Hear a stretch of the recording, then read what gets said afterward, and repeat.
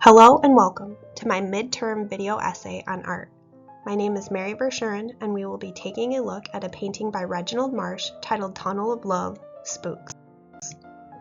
I was immediately drawn to this painting during our tour.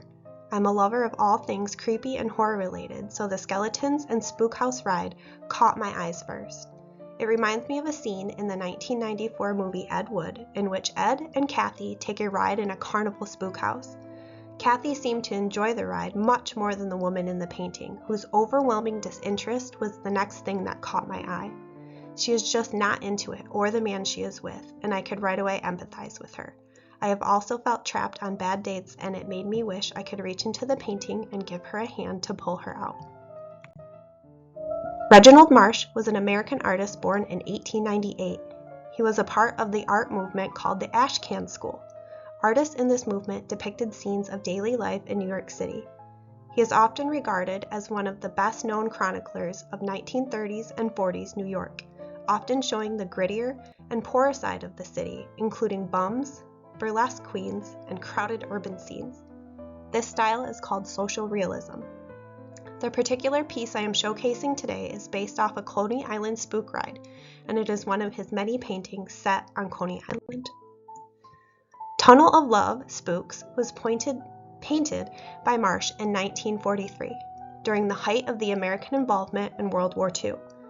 It features a comically mismatched couple in an amusement ride car surrounded by skeletons, a leering man in a hat, and a man praying or in anguish. The woman is front and center. She seems strong, with a bored look on her face, while the man she is with is weak-chinned and seems frightened by the spooks.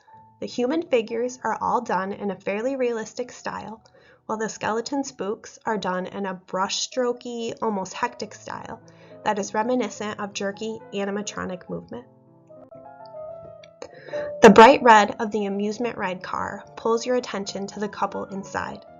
A darker shade of red is used for the woman's shoes and purse, while a blood red hat sits atop her blonde hair. The emerald green skirt she is wearing is a nice fit with the red, and makes her further stand out from the rest of the scene. The background is done in more muted colors of tans, beiges, and grays. There are so many emotions being portrayed in this painting, and it is fascinating to consider what each character is thinking and feeling in this moment. The woman's face and body language portray boredom. She is just so bored to death with it all. The woman's date has wide eyes, alluding to his fear and anxiety while on the ride. The man in the hat leering at the woman is displaying the emotion of desire or lust, while the man right next to him is an open lamentation, expressing extreme sorrow. The crowded scene, leering man, and the spooks give me a feeling of anxiety while looking at this piece. Considering the historical context, I think that feeling of anxiety is something many people were experiencing at the time. I still find myself thinking about this painting, and I could talk about it at length. I will definitely be revisiting this piece. I have found myself creating a story for the woman in my head. She looks muscular and strong, and considering that this painting was done during World War II, it is easy for me to imagine her working for the war effort in a Rosie the Riveter-like fashion. Aside from the woman, I am intrigued by the almost grotesque nature of the background scene. The background recalls some of Goya's black paintings, and in the way Marsh uses muted tones, visible brushstrokes, and painful or fearful emotion to people's faces.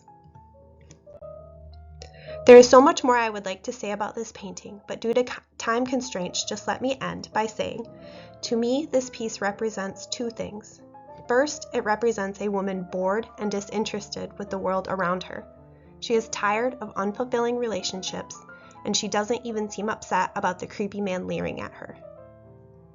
This is written all over her face and in her body language. With one foot almost out of the car, she is ready to leave it all behind. Second, it represents the terrible toll of war. The man in the car, still here while many of the men his age are gone to war, is looking at the horrors of war, represented by the skeletons, and the leering man, who could represent America itself or the war machine, and feeling like it might be his turn to have to participate. In conclusion, this is a wonderful and thought-provoking piece done by a master of social realism. I think that anyone who has time and is at least slightly interested in art should head down to the Muskegon Museum of Art and take a look at The Tunnel of Love, Spooks by Reginald Marsh.